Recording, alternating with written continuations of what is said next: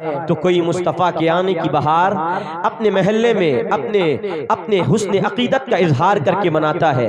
حضرات جب یہ بہار آتی ہے تو سنی اپنی بہار مناتا ہے، اور کیوں نہ ہو کہ اسی ماہ 12ویں یعنی ماہ ربیع النور شریف کی 12 تاریخ کی صبح صادق وہ ساعت سعید رکھتی ہے کہ جس ساعت سعید میں دنیا کائنات میں، دنیا ہست و بود میں وہ جلوہ ہویدا اور ظاہر ہوا، جس دھلیا کو، جس جلوے کو دنیا سید الرسل، امام الکل، سیحادی السبل، مکثر القل، دافع الغل، رافع الظل، امام الکل، سیدنا و مولانا و مأوانا و ملجأنا و حبیبنا و نبینا و شفیعنا و کریمنا و طبیبنا، حامی بے کساں، سرور سروراں، سیاح لامکاں، کشور خوباں، پے کرے جود و سخا، ہم راحت جانے عاشقاں، پرواہ احمد مصطفیٰ محمد مصطفیٰ صلی اللہ وبارک وسلم کی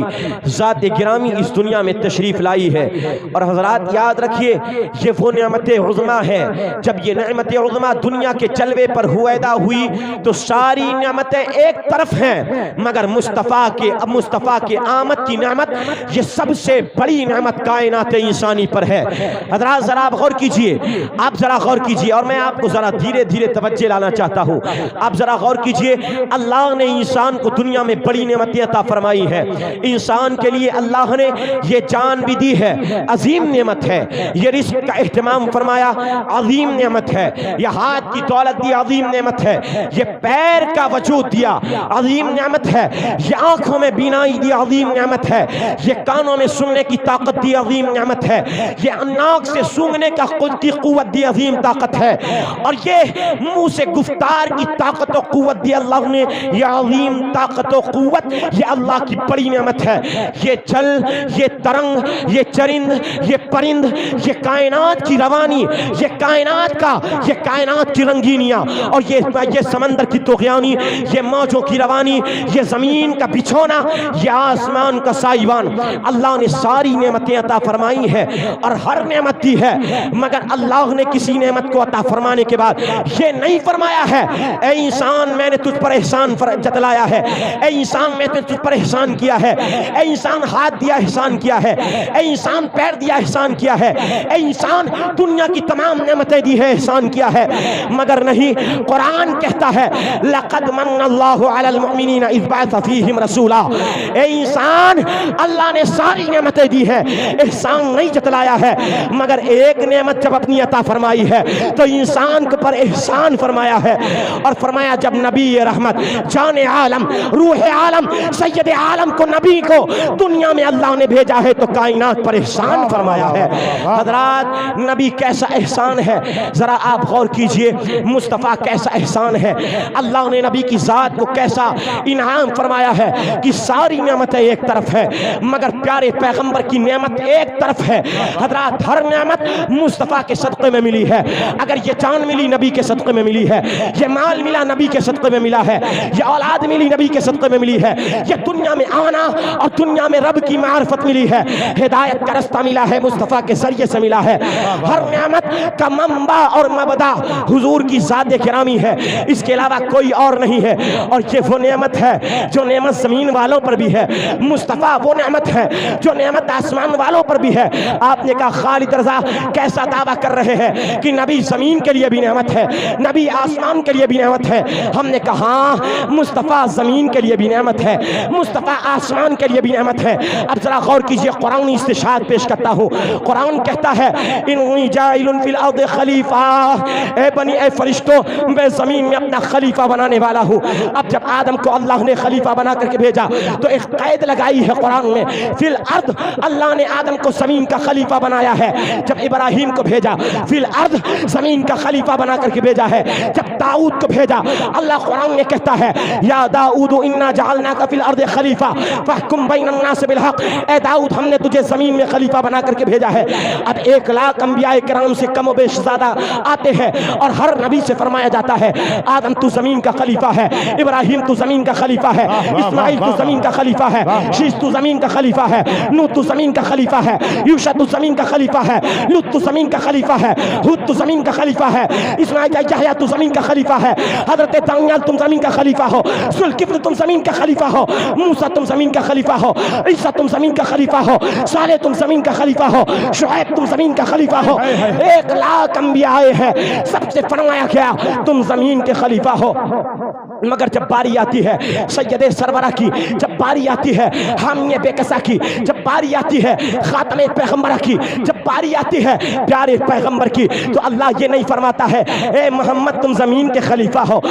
حدیث پاک سنیے، اعلیٰ حضرت اپنی کتاب میں حدیث نقل فرماتے ہیں، فرماتے سنیں جب پیارے آقا کی پیدائش ہوتی ہے تو جنت کا داروغہ مالک جنت حضرت رضوان آتے ہیں، نبی کو اپنے پر میں ڈھانپ لیتے ہیں اور عرض کرتے ہیں آقا آپ آخری پیغمبر بنا کے بھیجے گئے ہیں، آقا آپ کے دشمن کے دل میں آپ کا خوف 30 میل کی دوری سے بیٹھ جائے گا، آقا یا خلیفۃ اللہ، اے اللہ کے مطلق خلیفہ، اے اللہ کے آدم خلیفہ۔ تو جب نبی کی باری آئی ہے فی الارض کی قید کے ساتھ آئی ہے کہ ہر نبی زمین کا خلیفہ بن کر کے آیا ہے، مگر نبی کو یہ نہیں کہا جاتا ہے تم زمین کے خلیفہ ہو، یہ فرمایا جاتا ہے اے اللہ کے مطلق خلیفہ۔ معلوم یہ ہوا کہ وہ پیغمبر آ رہے ہیں جس کی خلافت زمین والوں پر بھی ہے اور آسمان کے فرشتوں پہ بھی اس کی خلافت اور نبوت۔ نعرہ تکبیر، نعرہ رسالت، مسلک اعلیٰ حضرت احمد مصطفیٰ، نعرہ تکبیر، نعرہ رسالت۔ یہ وہ پیغمبر ہیں جن کی خلافت زمین پر بھی نافذ ہے، آسمان پر بھی نافذ ہے۔ سنی ذرا غور کر، جب 12ویں شریف کا مہینہ آیا تو کچھ حضرات و افراد ایسے ہوئے کہ فوراً ان کے دل میں مروڑ، پیٹ میں درد، ذکر مصطفیٰ کی محفل ہماری، محفل میلاد کی محفل ہماری، یہ لائٹ ہماری، یہ جلسہ ہمارا، یہ جلوس ہمارا، یہ جھنڈیاں ہماری، یہ قمقمے ہمارے، مگر مروڑ کسی اور کے پیٹ میں کہ سنی یہ کیوں کرتے ہو؟ آخر یہ معاملہ کیا ہے؟ نبی کی آمد کا وقت ہے، آپ نے جلسے کیے، آپ نے لائٹیں کی، آپ نے جھنڈیاں لگائی، ہم نے کمیاں ذرا غور کیجئے، اسلامی سال کا 3را مہینہ ہے، نام ہے ربیع الاول، معنی کیا ہوا؟ ربیع الاول کا معنی ہے موسم بہار کا پہلا مہینہ، ربیع الثانی موسم بہار کا 2را مہینہ۔ اب ذرا یہاں سب کسان بیٹھے ہیں، ہر آدمی کسان کا ذہن لے کر کے بیٹھا ہے، ہم نے کہا ایک کسان ذہن رکھنے والے ذرا غور کر، کیا تو نے دیکھا ہے کہ جب بہار کا موسم آیا ہو تو بہار کا موسم آیا ہو اور کلیاں مسکائی نہ ہو؟ نہیں، آپ نے دیکھا ہوگا جب بہار کا موسم آتا ہے کلیاں مسکا پڑتی ہے، پھول کھل اٹھتے ہیں، بور اگاتے ہیں، کھیتوں میں ہریالی چھا جاتی ہے، ہر کسان دعا کرتا ہے اے اللہ بہار کا موسم بھیج دے، اے اللہ بہار کا موسم بھیج دے، اے اللہ بہار کا موسم بھیج دے، ورنہ زمین پہ سوکھا پڑ جائے گا۔ جب بہار کا موسم آیا کلیاں مسکا اٹھی ہیں، پھول کھل اٹھے ہیں، گلاب کھل گئے ہیں اور ہر جانب رحمت اور ہریالی چھا گئی ہے۔ ہم نے کمیاں آپ نے دیکھا جب درختوں کی بہار آئی ہے تو درختوں نے اپنی بہار بنائی ہے، اور جب ہم سنی خوشبختوں کی بہار آئی ہے تو سنی خوشبختوں نے اپنی بہار بنائی ہے۔ 12 کے چاند میں ہم سنی خوشبختوں کی بہار آئی ہے۔ اب ذرا غور کیجئے سنیو، اب جب بہار آئی آپ نے دیکھا سارے پیڑ کھل اٹھے ہیں، سارے پیڑ میں ہریالی چھا گئی ہے، مگر ایک درخت ایسا ہے، محلے کا ایک پیڑ ایسا ہے جو پیڑ نہ پتے اگاتا ہے، نہ پھول کھلاتا ہے، نہ بور اگاتا ہے۔ اب لوگوں کے ذہن میں سوال آیا آخر معاملہ کیا ہے؟ اس بار بہار کمزور ہے، بہار کا حوالہ ہلکا ہے، یا یہ پیڑ کچھ فیض بہار سے نہیں لے پا رہا ہے؟ تو کسان کے ذہن میں خیال آیا کیوں نہ اس پیڑ کی جڑوں کو کھود کر کے دیکھا جائے۔ جب پیڑ کی جڑوں کو کھودا گیا تو کسان نے کیا دیکھا؟ ارے بیچارہ بہار منائے تو کیسے منائے، اس کی تو جڑیں ہی مردہ ہے، اس کی تو جڑوں میں جان ہی نہیں ہے، اس کی تو جڑ ہی ختم ہو چکی ہے۔ ہم نے کہا میاں معلوم ہو گیا ربیع الاول کی بہار جب آتی ہے تو جس کا رشتہ مدینہ سے جڑا ہوا ہے اور جو خاص و خواجہ اور رضا سے ہوتے ہوئے مدینہ تک جن کی جڑیں پہنچتی ہیں وہ مصطفیٰ کے آنے کی بہار مناتے ہیں، اور جن کا رشتہ ٹوٹا ہے وہ بہار نہیں۔ نعرہ تکبیر، ذرا بلند آواز سے نعرہ تکبیر، نعرہ رسالت، مسلک اعلی حضرت، جشن عید میلاد النبی، نعرہ تکبیر، نعرہ رسالت۔ سبحان اللہ سبحان اللہ۔ بات عشق کی ہے، بات دل کی کیفیت کی ہے۔ ہم نے کہا میاں تمہیں اعتراض ہوتا ہے، اور میں سنیوں یہ تم اپنے دلوں میں جذباتی ایمان رکھو، اور وہ ایمان رکھو جو اعلیٰ حضرت نے تم کو عطا فرمایا ہے۔ کیسا ایمان کہ لوگ جب آپ سے کوئی دلیل مانگے اور کہے سنیوں یہ نبی کے میلاد پہ خوشی مناتے ہو، دلیل کیا ہے؟ ہم نے کہا دلیل بعد میں دیں گے، سن میرے چہرے سے میرے سامنے سے اپنا چہرہ ہٹا لے، ہم دلیل تو بعد میں دیں گے۔ ایسے چہرے پہ تھوکتے بھی نہیں جو اپنے بیٹے کی پیدائش پہ تو لڈو بانٹے، اپنے بیٹے کی پیدا ہونے پہ تو خوشی منائے، اور مصطفیٰ کے پیدا ہونے پہ خوشی کی دلیل مانگے۔ ہم نے کہا ہم ایسے منہ پہ نہیں تھوکتے ہیں۔ حضرات ذرا غور کیجئے سنی جوانوں، آج اگر ہمارے گھر میں ختنہ ہو میلاد، 12ویں ہو میلاد، 11ویں ہو میلاد، شادی ہو میلاد، بارات ہو میلاد، رت جگہ ہو میلاد، ہر موقع پر میلاد۔ ایک صاحب نے سوال کیا میاں ہر موقع پر میلاد کیوں کرتے ہو؟ تو میں تقریب تفہیم کے لیے قاری اختر صاحب کی مثال دیتا ہوں۔ قاری اختر صاحب بیٹھے ہیں، اب ان کے آنگنہ میں ایک پیڑ لگا تھا، اس پیڑ نے ایک دن قاری صاحب سے کہا قاری صاحب آپ کا کیسا انصاف ہے، آپ کو میرے چھتر چھایا میں بیٹھ کر کے روزانہ کبھی شوربہ کھاتے ہیں، کبھی آپ دال کھاتے ہیں، کبھی سبزی کھاتے ہیں، کبھی کباب کھاتے ہیں، کبھی قیمہ کھاتے ہیں، اور آپ کا کیسا انصاف ہے؟ قاری صاحب ہمیں تو روزانہ آپ کیا کھلاتے ہیں؟ صبح ہوئی پانی، شام ہوئی پانی، اگلے دن پانی، پرسوں پانی، نرسوں پانی، ترسوں پانی، روز پانی ہی پانی دیتے ہیں۔ قاری صاحب کو بات سمجھ میں آئی۔ اگلے دن سے قاری صاحب نے کیا کیا؟ قاری صاحب نے اگلے دن سے کیا کرنا شروع کیا؟ صبح ہوئی جب پیڑ کے پاس پہنچے تو گھی ڈال دیا، دوسرے دن تیل ڈال دیا، تیسرے دن ڈالڈا ڈال دیا، چوتھے دن گری کا تیل ڈال دیا، پانچویں دن زیتون کا تیل ڈال دیا۔ اب وہ پیڑ جو قاری صاحب کے آنگن میں لگا تھا وہ پیڑ مرجھا گیا، وہ پیڑ ہریالہ نہیں رہ گیا، اس کی پتیاں سوکھ گئیں، اس کی پتیاں جھڑ گئیں۔ سوال پیدا ہوا قاری صاحب آپ نے پیڑ کا کھانا تو بدل دیا ہے مگر پیڑ سوکھا کیوں؟ جواب آیا خالد رضا معاملہ یہ ہے پیڑ کو وہ غذا دی گئی ہے جو غذا پیڑ کی نہیں ہے، کھانا وہ دیا گیا ہے جو پیڑ کو ہضم نہیں ہونے والا ہے۔ ہم نے کہا میاں سنو، سنی ہر موقع پر ذکر مصطفیٰ کرتا ہے، میلاد مصطفیٰ کرتا ہے، عشق مصطفیٰ کی محفلیں سجاتا ہے۔ وجہ یہ ہے کہ جس طرح پیڑ کی غذا فقط پانی ہے پانی، اسی طرح سنی کی غذا فقط محبت رسول ہے، عشق رسول ہے، ذکر رسول ہے۔ جب تک کہ سنی کے دل میں عشق رسول رہے گا اور زبان پہ ذکر رسول رہے گا، کائنات میں سنی ہمیشہ ہرا بھرا ہوگا۔ واہ واہ واہ واہ واہ، سبحان اللہ سبحان اللہ سبحان اللہ سبحان اللہ، زندہ باد زندہ باد۔ ذرا غور کیجئے، آج ایک گروہ، ہم نے کہا بہت غور سے، کیونکہ میں کئی دنوں سے تقریر کرتا ہوا آ رہا ہوں اور آواز پہ میری مت جائیے گا، آپ میں کہہ کیا رہا ہوں اس کو آپ غور کیجئے گا۔ آج ہمارا کسی سے جھگڑا ذاتیات پہ نہیں ہے۔ آپ اگر کسی گروہ سے لڑتے ہیں، کسی جماعت سے لڑتے ہیں، آپ اگر کسی جماعت سے اختلاف رکھتے ہیں، سوال پیدا ہوا آپ نے اختلاف کیوں کیا؟ کیا اس لیے کیا آپ کی زمین جوت لی؟ کیا اس لیے کیا کہ آپ کی بہن بیٹیوں کی عزت لوٹ لی؟ یا آپ کے گھر میں آ کر کے قبضہ کر لیا؟ یا آپ کے کاروبار کو ہلاک و برباد کر دیا؟ حضرات جھگڑا کس بات کا ہے؟ آخر اختلاف کس بات کا ہے؟ ہم ان کے پیچھے نماز کیوں نہیں پڑھتے؟ آخر ان کی اقتداء قبول کیوں نہیں کرتے؟ ان کے مدارس کو اپنے دل میں کیوں نہیں بٹھالتے ہیں؟ ان کے عقیدے اور ان کی فکر اور ان کے نظریات کو اپنے ذہن میں اور اپنے دل میں جگہ کیوں نہیں دیتے ہیں؟ وجہ یہ نہیں ہے کہ انہوں نے ہماری زمین لوٹی ہے، وجہ یہ نہیں ہے کہ انہوں نے ہمارا گھر لوٹا ہے، وجہ یہ نہیں ہے کہ انہوں نے ہمارے کاروبار پر حملہ کیا ہے، ہماری بہن بیٹیوں کی عزت لوٹی ہے۔ ہم نے کہا اگر ہمارے کاروبار پہ حملہ ہوتا ایک بار سنی برداشت کر لیتا، اگر گھر پہ حملہ ہوتا ایک بار سنی سوچ سکتا تھا، مگر حملہ کسی چھوٹی چیز پر نہیں ہے، سنی کے سرمایہ آخرات محمد رسول اللہ کی ذات پر حملہ ہے۔ حضرات ذرا دیکھیے ہمارے عقیدے میں ان کے عقیدے میں کتنا فرق ہے، ہمارے نظریے میں ان کے نظریے میں کتنا اختلاف ہے۔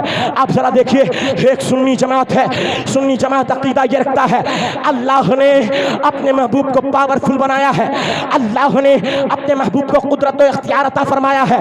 ایک جماعت وہ کہتی ہے جس کا نام محمد یا علی ہے وہ کسی چیز کا مالک و مختار نہیں ہے، اس کے پاس کوئی اتھارٹی نہیں ہے، اس کے پاس کوئی طاقت قوت نہیں ہے، وہ تو مر کر مٹی میں مل گئے ہیں۔ ایک جماعت یہ ہے جو عقیدہ یہ رکھتی ہے تو زندہ ہے واللہ، تو زندہ ہے واللہ، میرے چشم عالم سے چھپ جانے والے۔ ایک جماعت وہ ہے جو عقیدہ یہ رکھتی ہے اور اپنی کتاب میں لکھتی ہے نبی تو مر کر کے معاذ اللہ مٹی میں مل گئے ہیں۔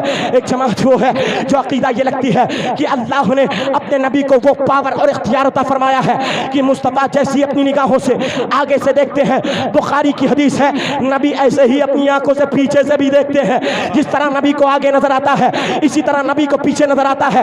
اور ایک جماعت وہ ہے جو اپنی کتاب میں لکھتا ہے، کہتا ہے ایک مولوی اپنی کتاب میں لکھتا ہے، تقویۃ الایمان میں لکھتا ہے نبی کو پیٹ پیچھے کی کیا خبر ہے، نبی کو کیا معلوم ہے، نبی کیا جانتے ہیں۔ ہم نے کہا نظریے کا اختلاف دیکھو، عقیدے کا اختلاف دیکھو۔ اعلیٰ حضرت کہتے ہیں شہد سمت مقابل، شب و روز ایک ہی حال، دھوم والنجم میں ہے آپ کی بینائی کی، اور یا رسول اللہ اور کوئی غیب کیا تم سے نیہا ہو بھلا، جب نہ خدا ہی چھپا تم پہ کرو ضرور۔ ایک جماعت وہ ہے جو کہتی ہے میرے نبی اور نبی سے افضل نہیں ہے، جیسے اور نبی ہیں ویسے میرے نبی ہیں، مگر اعلیٰ حضرت عقیدہ دیتے ہیں کہ سنیو تمہارا عقیدہ یہ ہے سب سے اعلیٰ و اولا ہمارا نبی، سب سے بالا و بالا ہمارا نبی، سب چمک والے اجلوں میں چمکا کیے اندھ شیشوں میں چمکا ہمارا نبی، غمزدوں کو رضا مستدیجے کی ہے بے کسوں کا سہارا ہمارا نبی۔ ایک جماعت وہ ہے جو عقیدہ یہ رکھتی ہے نبی کی بادشاہی ختم ہو گئی ہے۔ ہم نے کہا نہیں، نبی کو اللہ نے وہ بادشاہی عطا فرمائی ہے کہ جو بادشاہی صبح قیامت تک کے جاری رہے گی، ساری رہے گی۔ آپ نے کہا خالد رضا آپ کا عقیدہ یہ ہے، دلیل کیا ہے؟ ہم نے کہا آؤ حدیث کی کتاب دیتے ہیں، واقعہ قصہ کہانی نہیں سناتے ہیں۔ حدیث کی کتاب میں ہے اللہ کے نبی فرماتے ہیں ما من نبی الا ولہ وزیران، وزیران فی الارض ووزیران فی السماء، اما وزیرایا فی الارض فابو بکر وعمر، واما وزیرایا فی السماء فجبریل ومیکائیل۔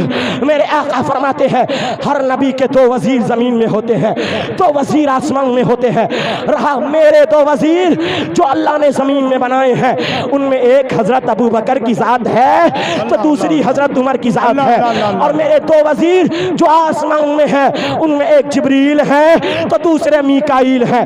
ہم نے کہا سنیوں ذرا ذہن کو قریب کرو، سنیوں ذرا ذہن کو غور کرو اور ذہن پہ زور ڈالو۔ وزیر کس کے ہوتے ہیں؟ وزیر بادشاہ کے ہوتے ہیں۔ وزیر کس کے ہوتے ہیں؟ وزیر سلطان کے ہوتے ہیں۔ وزیر کس کے ہوتے ہیں؟ وزیر حاکم کے ہوتے ہیں۔ وزیر کس کے ہوتے ہیں؟ حکومت جس کی چلتی ہے وزیر اس کے ہوتے ہیں۔ ہم نے کہا نبی کے وزیر حدیث میں ہے، زمین میں بھی ہے، نبی کے وزیر آسمان میں ہے۔ معلوم یہ ہوا اللہ کے نبی کو اللہ نے وہ طاقت دی ہے، وہ بادشاہی دی ہے کہ آپ کی بادشاہی زمین کے انسان اور جنات پہ بھی نافذ ہے اور آسمان کے فرشتوں پہ بھی نبی کی واہ واہ واہ واہ واہ واہ واہ، زندہ باد زندہ باد زندہ باد ماشاءاللہ۔ آپ نے کہا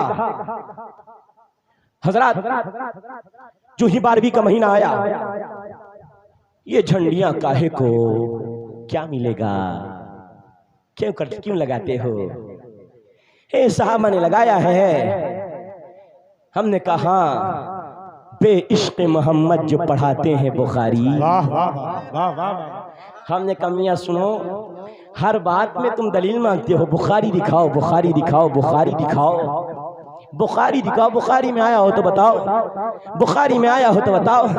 ہم نے کہا بے عشق محمد جو پڑھاتے ہیں بخاری، آتا ہے بخار ان کو نہیں آتی بخاری، آتا ہے بخار ان کو نہیں آتی بخاری۔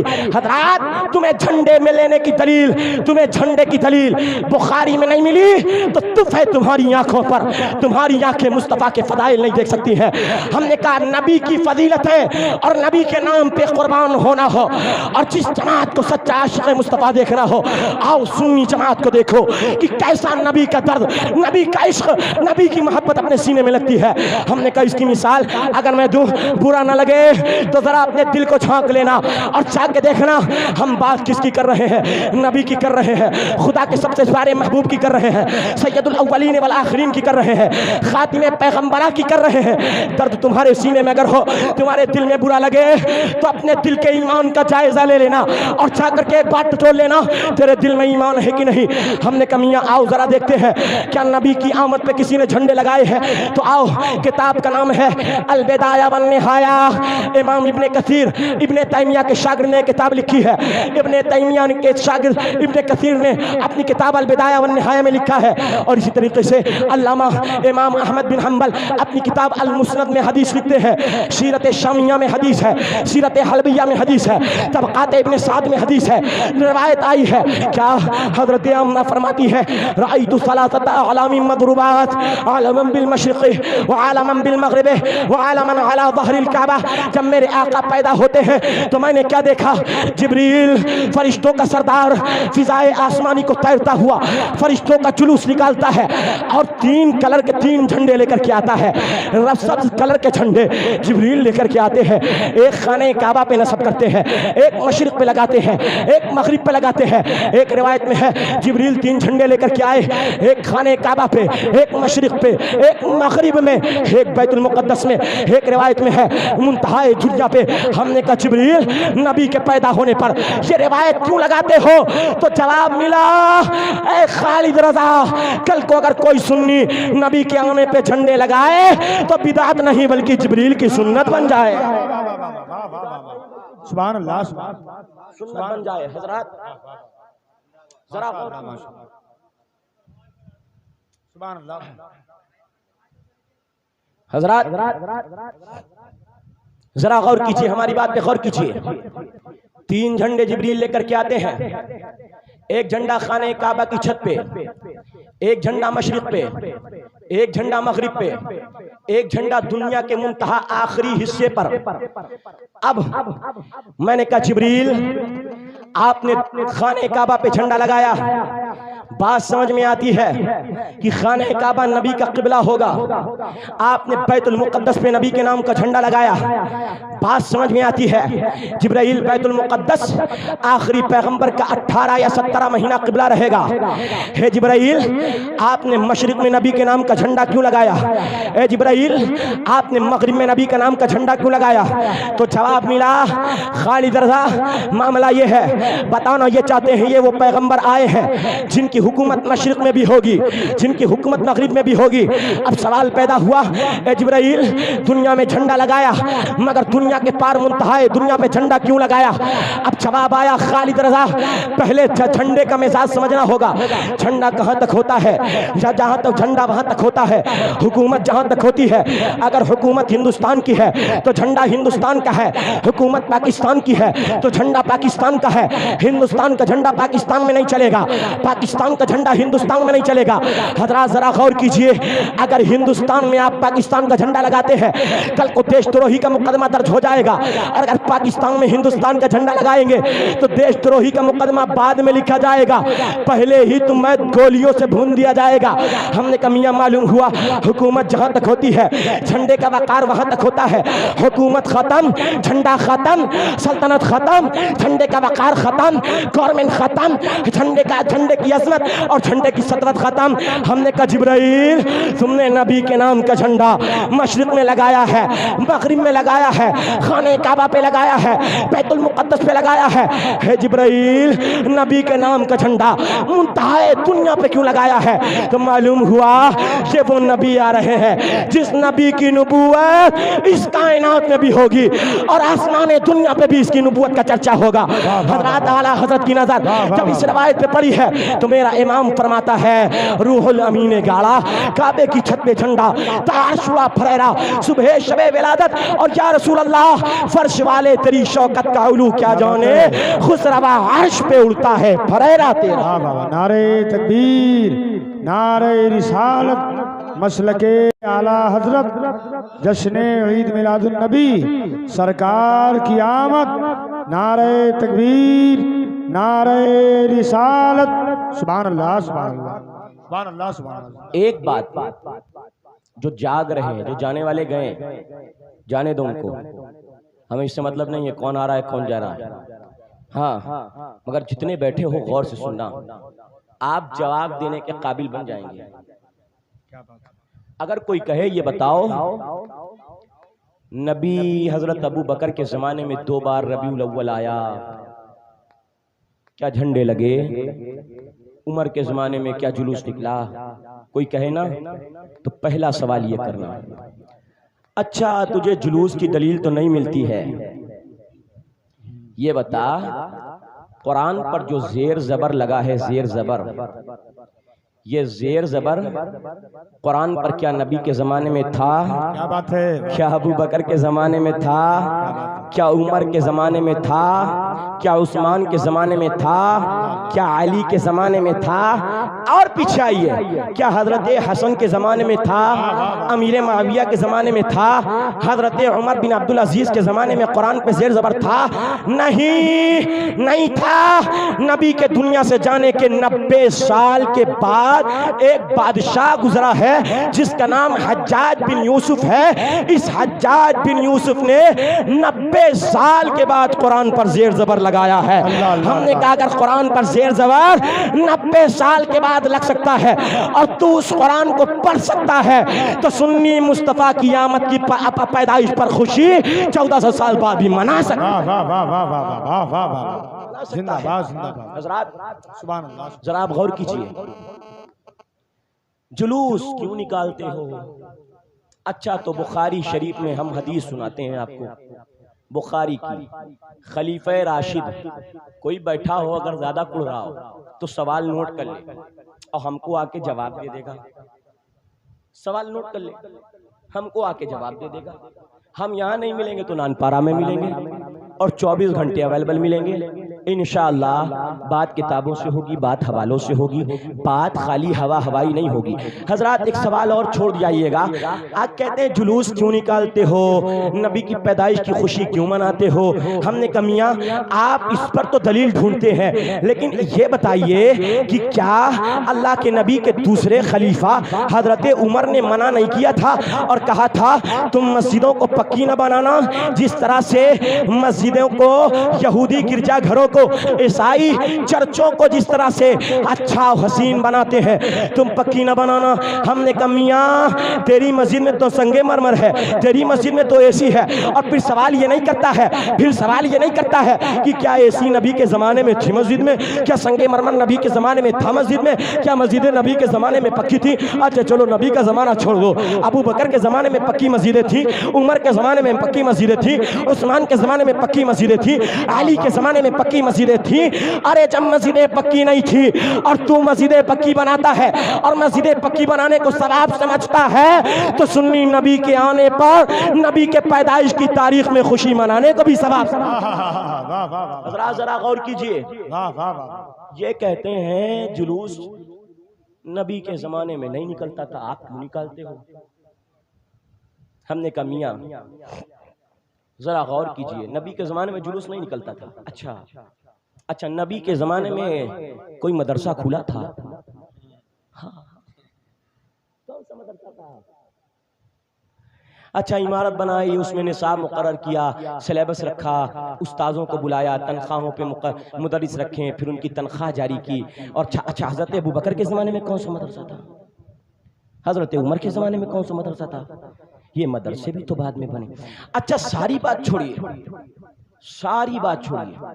بہت پتے کی بات بتاؤں، ایک سوال آپ کر لینا کہ بابو ہر بات میں مجھ سے بخاری میں دکھاؤ، ہر بات میں مجھ سے کہتے ہو بخاری میں دکھاؤ۔ ایک سوال یہ بتاؤ کہ سارے محدثین یہ بات نقل کرتے ہیں جنہوں نے امام بخاری کی جیونی لکھی ہے، وہ سب کہتے ہیں امام بخاری جب کوئی حدیث بخاری میں لکھتے تھے تو بخاری میں حدیث لکھنے سے پہلے تو نہاتے تھے، غسل کرتے تھے، اس کے بعد 2 رکعت نماز پڑھتے تھے، پھر استخارہ کرتے تھے، خوشبو لگاتے تھے، اور پھر اس کے بعد بخاری میں حدیث لکھتے تھے۔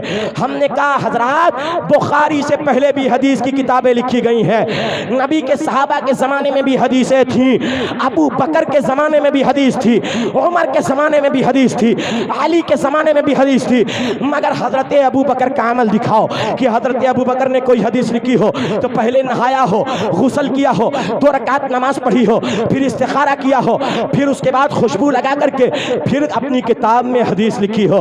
عمر نے ایسا کیا ہو، عثمان نے ایسا کیا ہو، علی نے ایسا کیا ہو، قیامت تک کے ڈھونڈتے ڈھونڈتے مر جاؤ گے مگر ایک روایت نہیں دکھا پاؤ گے کہ حدیث لکھنے سے پہلے غسل کرو، نماز پڑھو، اور پھر اس کے بعد خوشبو لگاؤ، استخارہ کرو، پھر حدیث لکھو۔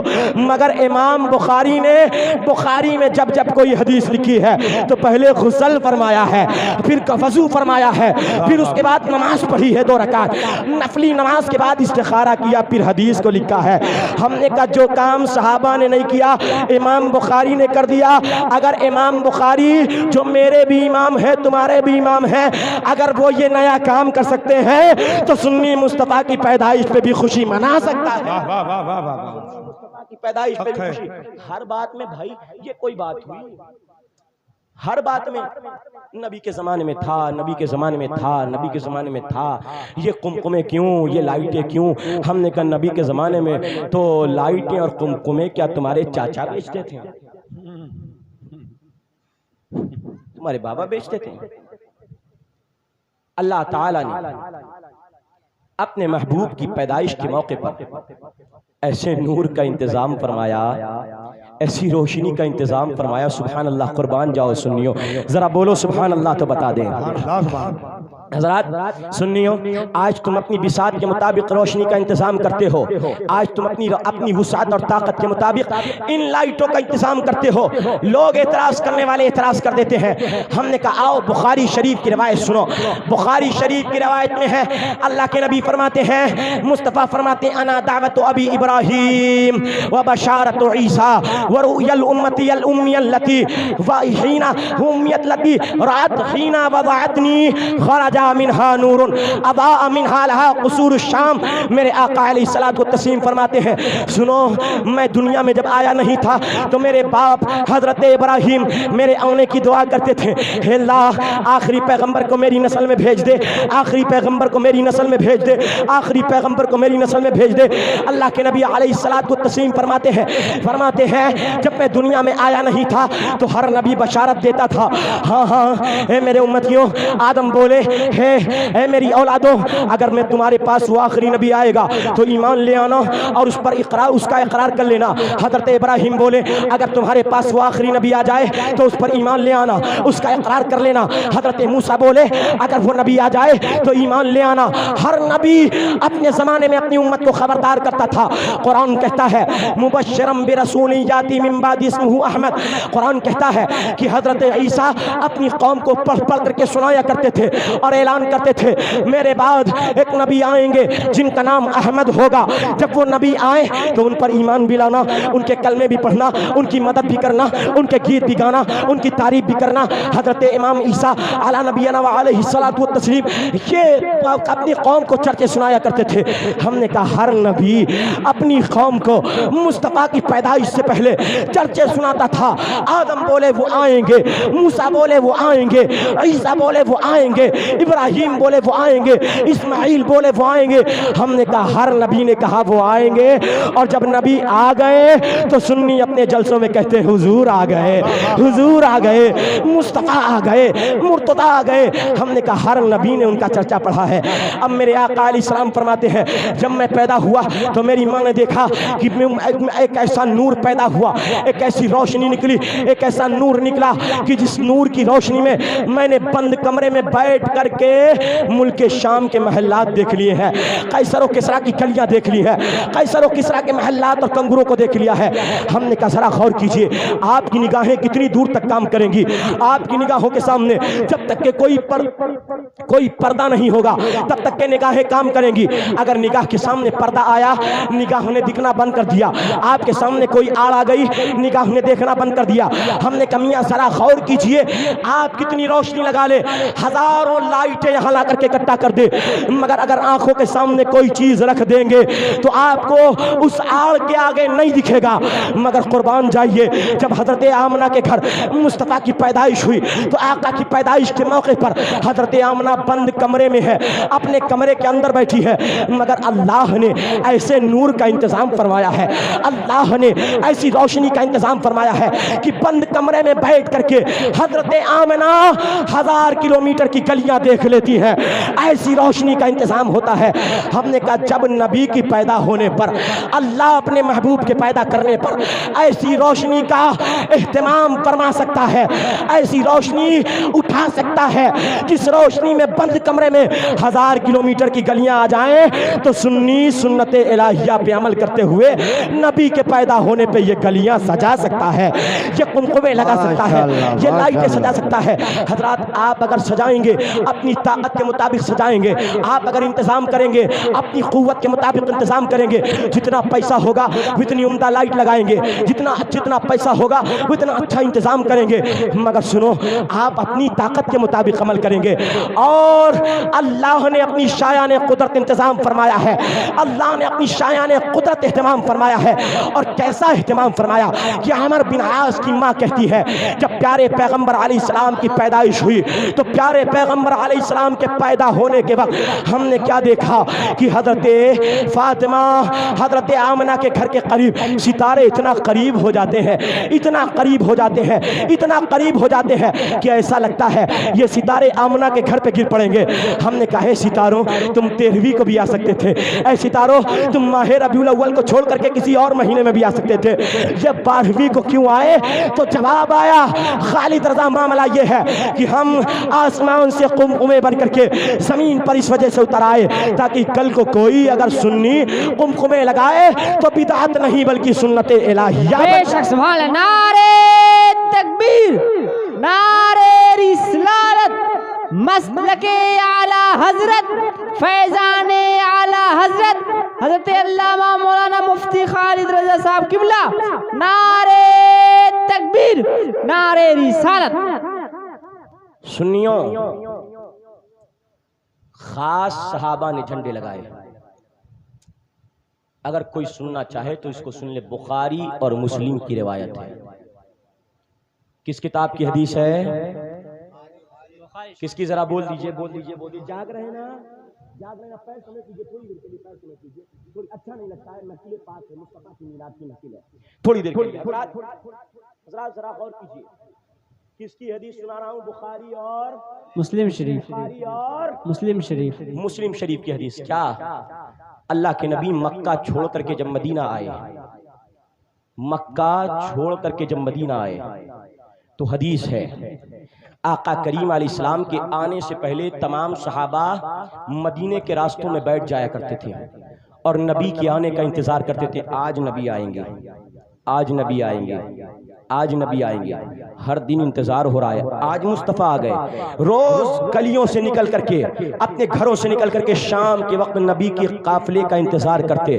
اب جب نبی کریم علیہ السلام ایک دن دیکھا ایک صحابی اپنا گھوڑا دوڑائے اور اپنے گھوڑے پر بیٹھ کر کے دور تک مدینے کے چلے گئے تو دیکھا نبی کا قافلہ ادھر سے آ رہا ہے، مصطفیٰ مکہ سے مدینہ آ رہے ہیں۔ اب جب وہ صحابی نبی کے ساتھ پیچھے پیچھے آتے ہیں اور جب مدینہ کے قریب پہنچتے ہیں تو مدینہ کے قریب پہنچے تو اللہ کے نبی علیہ السلام کے ان صحابی نے عرض کیا، یا رسول اللہ علیہ السلام، یا نبی اللہ علیہ السلام، آپ ٹھہر جائیے، تھوڑا سا رک جائیے آقا، اچھا نہیں لگ رہا ہے، آپ کے ساتھ کوئی جھنڈا نہیں ہے آقا، آپ ایسے مت جائیے، مصطفیٰ آپ کے ساتھ ایک جھنڈا بھی ہونا چاہیے، آگے آگے جھنڈا چلے گا، آگے آگے علم ہوگا، مصطفیٰ پیچھے پیچھے آپ کا قافلہ ہوگا، آقا پیچھے پیچھے یہ جماعت جائے گی۔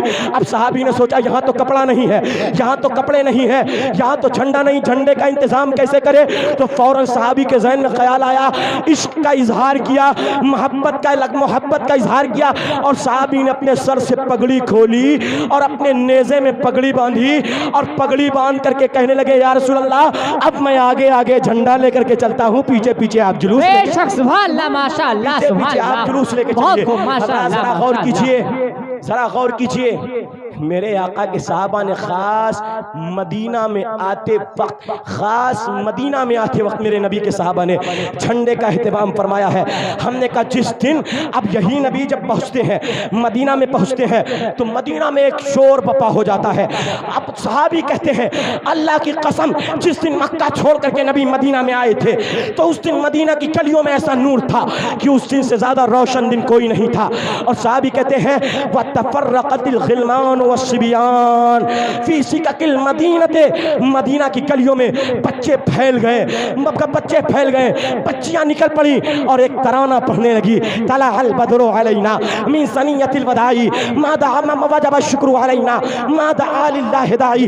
اب مدینہ کی بچیاں ترانہ پڑھ رہی ہیں اور صحابہ کرام نعرہ لگاتے ہیں۔ کیا نعرہ لگاتے ہیں؟ بخاری کی حدیث ہے، ہر صحابی کہتا ہے جاءنا رسول اللہ، جاءنا محمد، جاءنا محمد، جاءنا محمد، ہر صحابی نعرہ لگاتا ہے۔ ہم نے کہا کل کو صحابہ نے جلوس نکالا تھا، کل کو صحابہ نے نعرہ لگایا تھا، آج سنی مصطفیٰ کے دنیا میں آتے وقت جھنڈے بھی لگاتا ہے، جلوس بھی نکالتا ہے اور لبیک یا رسول اللہ کے ماشاء اللہ سبحان نعرے تکبیر، نعرے رسالت، مسلک اعلی حضرت سرکار کی آمد، مختار کی آمد، دلدار کی آمد، نعرے تکبیر، نعرے رسالت۔ لبیک یا رسول اللہ، لبیک یا رسول اللہ، لبیک یا رسول اللہ۔ آقا آپ کے لیے ہماری جان حاضر ہے، آقا آپ کے لیے ہمارے مال حاضر ہیں، آقا آپ کے دین پر قربان ہونے کے لیے ہمارا تن من دھن قربان ہے، مگر آقا آپ کے گستاخوں سے، آپ کے دشمنوں سے آقا ہم دوستی نہیں گاڑ سکتے ہیں، ہم آقا آپ کے دشمنوں کے ہاتھ میں ہاتھ نہیں دے سکتے ہیں۔ ہم نے کہا سنیو تم ان کے ہاتھ میں ہاتھ کیسے دے سکتے ہو؟ تم ان سے دوستیاں کیسے گاڑ سکتے ہو؟ تم ان کے پیچھے نمازیں کیسے پڑھ سکتے ہو؟ جن کے مولویوں نے اپنی کتابوں میں لکھا ہے اللہ کی شان بہت بڑی ہے، ہر نبی چھوٹا ہو یا بڑا اللہ کے آگے چمار سے بھی زیادہ ذلیل ہے، معاذ اللہ، معاذ اللہ، بولو سنیو معاذ اللہ۔ ان کے عالموں نے لکھا ہے اپنی کتابوں میں ہر بندہ چھوٹا یا ہو یا بڑا، ہر نبی ہر ولی اللہ کے آگے ایک ذرے سے بھی کمتر ہے۔ اے ظالم تو عقیدہ کیا دینا چاہتا ہے؟ بتانا یہ چاہتا ہے کہ ایک ذرے کی عزت اللہ کے آگے ہے، مگر نبی کی عزت اللہ کے آگے نہیں ہے، ولی کی عزت آگے اللہ کے نہیں ہے۔ حالانکہ ذرے کی عزت کا اعلان خدا نے نہیں کیا ہے، مگر نبی کی عزت کا اعلان اللہ نے قرآن میں ضرور فرمایا ہے۔ قرآن کہتا ہے، تیسرا پارہ ہے، پہلی آیت ہے، قرآن کہتا ہے تلک الرسل فضلنا بعضهم على بعض منهم من کلم اللہ ورفع بعضهم درجات۔ قرآن کہتا ہے یہ وہ رسول ہے جن میں ہم نے بعض کو بعض پر فضیلت دی ہے۔ ارے بعض تو وہ رسول ہے جن کو کوہ طور پر بلا کر کے ہم نے بات کرنے کا شرف عطا فرمایا ہے، اور بعض تو وہ پیغمبر ہے، بعض کی شان تو وہ اعلیٰ ہے، بعض کا مقام تو وہ بلند و بالا مرتبہ ہے رکھتا ہے، بعض کی عظمت تو وہ ہے کہ جن کو عرش اعظم پہ بلا کر کے ہم نے اپنے دیدار سے نوازا ہے۔ اے بے شک سبحان اللہ ماشاء اللہ ماشاء اللہ۔ قرآن یہ کہتا ہے نبی کو اللہ نے عزت دی ہے، بے شک نبی کو اللہ نے عزت دی ہے۔ دی ہے۔ دشمنان نبی، اچھا یہودیوں کی بہت بڑی چال تھی سر، جب انگریز ہندوستان سے جانے لگا اور 1857 میں جب پہلا غدر ہندوستان کا ہوا، انگریز کا مقابلہ نہ کسی کافر نے کیا نہ مشرک نے کیا، ڈٹ کے مقابلہ جو کیا ہندوستان کے مسلمانوں نے کیا، اور 1857 میں انگریز نے مسلمان پر وہ ظلم ڈھائے کہ تاریخ بتاتی ہے کہ دلی کی گلیوں میں جس گلی سے نکلا جاتا تھا ایک عالم دین کا جنازہ دلی کے پیڑ پہ لٹکا ہوا ملتا تھا، ایک سنی کا جنازہ دلی کی گلی میں پڑا ہوا ملتا تھا، ہر گلی میں جنازوں کے انبار لگے ہوئے تھے۔ انگریز نے سمجھ لیا اس قوم کو نبی سے دور کرنا ہے، اس قوم کو مصطفیٰ کہ عشق اس قوم کے دل میں جو مصطفیٰ کے نام کا عشق ہے اس عشق کو بجھانا ہے، کیونکہ سنی اپنے نبی کے نام پہ آپس میں جتنا لڑنا چاہے لڑ لے، سنی آپس میں برادری کے نام پہ لڑے، سنی آپس میں دولت کے نام پہ لڑ لے، شہروں کے نام پہ لڑ لے، کاروبار کے نام پہ لڑ لے اور دیگر معاملات پہ لڑ لے، مگر جب بات آتی ہے پیغمبر اسلام کی تو سنی جذباتی ہو جاتا ہے اور نبی کے نام پہ سنی ایک ہو جاتا ہے۔ اب ہندوستان کے مسلمان کا جب یہ جذبہ انگریز نے دیکھا تو انگریز نے سوچا ان کے ایمان کو کیسے کمزور کیا جائے، ان کے کلیجوں سے کیسے نبی کے عشق کو دور کیا جائے، تو کچھ زر خرید کچھ مولوی ایسے خریدے جن مولویوں کی باضابطہ تنخواہیں ملتی تھی، اور ان کی کتابوں میں لکھا ہے کہ انگریزی گورنمنٹ اس دور میں جس دور میں 5 روپیہ 10 روپیہ بہت بڑا ہوتا تھا، آج سے 150 سال پہلے انگریزی گورنمنٹ انہیں 600 روپیہ ماہانہ دیتی تھی۔ اللہ اکبر! سوچئے انگریز ایک عالم کو ماہانہ تنخواہ کیوں دے گی، انگریز ایک عالم کو تنخواہیں جاری کیوں کرے گی، اور سوچئے انگریز ان کی کتابوں کو جن کتابوں میں اسلام لکھا ہو انگریز لندن سے کیوں چھاپے گی، انگریز کلکتہ سے کیوں چھاپ کر کے بٹوائے گی، مگر انگریزی گورنمنٹ نے ان کے عالموں کی لکھی ہوئی کتابیں کلکتہ سے چھپوائی ہے، لندن سے چھپوائی ہے اور فری میں انگریزوں نے بانٹا ہے۔ وجہ کیا ہے؟ تو وجہ یہی ہے کہ ان کتابوں میں مسلمان کو بانٹنے والی باتیں لکھی تھی، مسلمان کو لڑانے والی باتیں لکھی تھی، مسلمان کو ٹکڑا کرنے والی باتیں لکھی تھی، مسلمان کا شیرازہ بکھارنے والی باتیں لکھی تھی، مسلمان کے درمیان سے عشق رسول کو ختم کر دینے والی باتیں لکھی تھی، اور اس کا اقرار ان کے مولویوں نے اپنی کتابوں میں بھی کیا ہے۔ ہم نے کہا جب انہوں نے یہ بات لکھی انگریز ٹھنڈے دماغ سے بیٹھ گئے، ٹھیک ہے اب کچھ مولوی ہمارے قبضے میں آ گئے ہیں، اب یہ مسلمان کو آپس میں لڑاتے رہیں گے، اور یہی وجہ ہوئی کہ انگریز نے 1857 میں پہلا غدر ہوا، اور 1857 سے لے کر کے 1947 تک تقریباً 90 سال تک انگریز ہندوستان پہ حکومت کرتا رہا۔ ہم نے کہا میاں ان کی سازشوں کو سمجھو، کیا یہ بات اسلام ہو سکتی ہے؟ ذرا اپنے دل پر ہاتھ رکھ کے بتاؤ، جس نبی پہ سلام پڑھنا اللہ نے نماز میں واجب قرار دیا ہو اور فرمایا ہو ہے مسلمان اگر تو کلمہ پڑھتا ہے، اگر تو نبی کا نام لیتا ہے، اگر تو نبی سے محبت کرتا ہے، اگر نبی سے پیار کرتا ہے تو اے مسلمان تجھے نماز میں کہنا پڑے گا السلام علیکہ ایھا النبی، اے نبی تم پر سلام ہو، اے نبی تجھ پر سلام ہو، اور یہ کہنا پڑے گا آقا آپ کی بارگاہ میں سلام ہو۔ اگر تم سچے مسلمان ہو تو نماز میں کہنا پڑے گا اللہم صلی علی محمد وعلی آل محمد کما صلیت علی ابراہیم وعلی آل ابراہیم انک حمید مجید۔ حضرات ذرا غور کیجئے، نبی پر درود و سلام اللہ نے نماز میں رکھا ہے، کیا وہ مولوی مسلمان ہو سکتا ہے اور اس مولوی کا ڈیفائن کرنے والے مسلمان ہو سکتے ہیں؟ کیا وہ جماعت حق پر ہو سکتی ہے جس نے اپنی کتاب میں لکھا ہو نبی کا خیال نماز میں آ جائے تو نماز گائے بیل گدھے کے خیال سے بدتر ہو جاتی ہے؟ معاذ اللہ۔ ہم نے کہا یہ ذرا آپ کھنگالیے گا اور کل کو چوراہوں پر جا کر کے بات کیجئے گا یہ کتاب کس نے لکھی ہے، یہ بات کس نے لکھا ہے، اور کس نے اپنی کتابوں میں یہ خرافاتیں لکھی ہیں؟ حضرات انہوں نے اپنی کتابوں میں لکھا ہے نبی کا خیال نماز میں گائے بیل گدھے کے خیال سے بدتر ہے۔ ہم نے کہا یہ تیرا خیال ہے، یہ تیرا خیال ہے، مگر ہم سنیوں کا خیال یہ ہے کہ اگر نماز میں نبی کی یاد نہ ہو، نماز میں نبی پہ درود و سلام نہ ہو تو نماز سنیوں کی مکمل ہی نہیں ہوتی ہے۔ ہاں تو شاعر کہتا ہے تم مصطفیٰ کو یاد نہ کرنا نماز میں، یہ کہہ کے ایک مولوی شیطان ہو گیا اور میں نے کیا ہے یاد نبی کو نماز میں، کعبہ میری نماز پہ قربان ہو۔ نعرے تکبیر، نعرے رسالت، مسلک اعلی حضرت، فیضان اعلی حضرت، فیضان حضور تاج الشریعہ، نعرے تکبیر، نعرے رسالت۔ سنیو یہ بتاؤ کس سنی مسلمان کا عقیدہ ہے کہ اس کے خدا میں عیب ہے معاذ اللہ. کسی سنی کا عقیدہ ہے کسی کا ہو سکتا ہے مسلمان کا کہ خدا عیب دار ہے معاذ اللہ، یا خدا عیبی ہو سکتا ہے معاذ اللہ، خدا کے اندر کوئی برائی ہے معاذ اللہ معاذ اللہ استغفر اللہ. ہم نے کہا نہیں، سنی کا یہ عقیدہ نہیں ہے اور نہ ہو سکتا ہے. ہو بھی کیسے سکتا ہے؟ سنی اپنے جلسوں میں بیٹھ کر کے تالیاں نہیں بجواتا ہے. آپ نے کچھ کے جلسے دیکھے ہوں گے اور دنیا انہیں اسلام کا ہیرو بنا کے پیش کرتی ہے، اور ان کے جلسے میں بیٹھ کر کے انگریز یہودی نصرانیوں کی طرح تالیاں بجائی جاتی ہیں.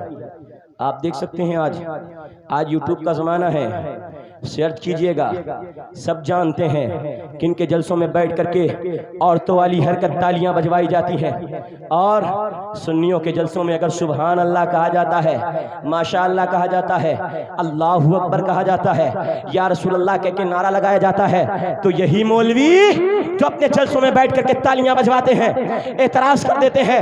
اور کیوں کرتے ہیں؟ کیونکہ یہ جانتے ہیں سنی جب سبحان اللہ کہتا ہے تو سنی کے عقیدے پہ مہر لگ جاتی ہے، سنی کا عقیدہ سچا ثابت ہو جاتا ہے. ہم نے کہا سنی کا عقیدہ ہے خدا کبھی عیبی نہیں ہو سکتا ہے، خدا میں کوئی برائی نہیں ہو سکتی ہے. کیوں؟ سنی اپنے جلسوں میں بیٹھ کر کے اٹھتے بیٹھتے ہر موقع پر تسبیح پڑھتا ہے، نماز میں 5 وقت نمازوں کے بعد کہتا ہے سبحان اللہ، اللہ پاک ہے. اللہ کس سے پاک ہے؟ اللہ برائی سے پاک ہے، اللہ ہر عیب سے پاک ہے، اللہ جھوٹ سے پاک ہے، اللہ چغلی سے پاک ہے، اللہ چوری سے پاک ہے، اللہ ہر دنیا کی گندی بات سے پاک ہے، خدا ہر برائی سے پاک ہے. یہ سنی سبحان اللہ کہہ کر کے عقیدے کا اظہار کر سکتا ہے، کر دیتا ہے. مگر کچھ مولوی ایسے ہیں جو اپنی کتاب میں لکھتے ہیں معاذ اللہ خدا عیبی ہو سکتا ہے، خدا جھوٹ بول سکتا ہے، معاذ اللہ سننا معاذ اللہ خدا جھوٹ بول سکتا ہے. ہم نے کہا اگر شک ہو خالد رضا کو کال کر لینا، کتاب کا حوالہ دے دے گا، آپ کو صفحہ سینڈ کر لے گا، خوب اطمینان سے اپنے کمرے میں بیٹھ کر کے کتاب کھول کر کے کتاب پڑھ لینا. کس کے مولویوں نے یہ کتابیں لکھی ہیں اور یہ فتویٰ لکھا ہے؟ حضرات اسی وجہ سے میں کہنا چاہتا ہوں سنیوں اس عقیدے پہ قائم رہو جس عقیدے کو غوث و خواجہ اور رضا نے تمہیں ہندوستان میں دیا ہے. یہ نئی آنے والی جماعتیں جو مسجدوں پہ قبضے کرتی ہے، جو مدرسوں پہ قبضے کرتی ہے، جو نئی جماعتیں جو گلی گلی نکل کر کے ہمارے عقیدوں کو خراب کرتی ہے، ہمارے بچوں کو گمراہ کرتی ہے. حضرات سنی جماعت کے لوگوں میں کہنا چاہتا ہوں تمہارا دین آج نہیں آیا ہے، 100 سال پہلے تمہارا دین نہیں آیا ہے. ارے تمہارا دین تو وہ دین ہے جس کی کڑی ہر دور میں مل جائے گی. ہاں آج سے 1400 سال پہلے جاؤ گے تو ابو بکر سنی ہے، عمر سنی ہے، عثمان سنی ہے، علی سنی ہے، امام اعظم سنی ہے، امام مالک سنی ہے، امام شافعی سنی ہے، احمد ابن حنبل سنی ہے، بخاری سنی ہے، ترمذی سنی ہے، ابن ماجہ سنی ہے، مسلم سنی ہے، بیہقی سنی ہے، بزار سنی ہے، شعب الایمان والے سنی ہے، طبرانی والے سنی ہے، ہر امام سنی ہے، غوث اعظم سنی ہے، قطب عالم سنی ہے، خواجہ اعظم سنی ہے، سالار اعظم سنی ہے، مخدوم اشرف سنی ہے، صابر پاک کلیہ سنی ہے، خواجہ نظام الدین سنی ہے. آپ دیکھیے بریلی کے حمد رضا سنی ہے، اعلیٰ حضرت سنی ہے، مفتی اعظم سنی ہے، حجت الاسلام سنی ہے، تاج الشریعہ سنی ہے، مفتی نان پارا سنی ہے. تو سنیوں کی کڑیاں تو آج سے لے کر کے 1400 سال تک دیکھو گے تو سنی کی کڑی ملی ہوئی نظر آئے گی، مگر تیری کڑی ٹوٹی ہوئی نظر آئے گی. اسی وجہ سے سنی سینہ ٹھوک کے کہتا ہے بحمد اللہ ملا حق سے عقیدہ اہل سنت کا. پڑھا ہے قدسیوں نے بھی ترانہ اہل سنت کا، زمین ہے اہل سنت کی، زمانہ اہل سنت کا، بنایا رب نے جنت میں ٹھکانہ اہل. بے شک سبحان پیرے ادھرو پیرے جان لو کیا ہوگا. ایک ناؤ پاکستان جا رہی ہو، ایک ناؤ ہندوستان جا رہی ہو، اور آپ نے دونوں پہ پیر رکھا ہو تو دونوں ناؤ پہ سوار ہونے والا ہندوستان اور پاکستان کے بیچ میں قبرستان ضرور پہنچ جائے گا. تو یہی عقیدے کا مسئلہ ہے کہ عقیدہ ایک ہے، سنی عقیدہ سچا عقیدہ ہے. سنیت پہ قائم رہو گے تو سیدھا انشاءاللہ سیدھی سڑک یہ شہر شفاعت نگر کی ہے۔ طیبہ میں مر کے ٹھنڈے چلے جاؤ آنکھیں بند، سیدھی سڑک یہ شہر شفاعت نگر کی ہے۔ تو یہ سنیت کا سیدھا جنت کا رستہ ہے۔ اللہ تعالیٰ گناہوں کو ہمارے معاف فرمائے، جو کہا اللہ معاف فرمائے، اور اللہ اپنے حبیب کے صدقے مسلک اہل سنت و جماعت پر قائم و دائم رہنے کی توفیق عطا فرمائے۔ آمین یا رب العالمین۔ السلام علیکم، کھڑے ہو کے سلام کریں۔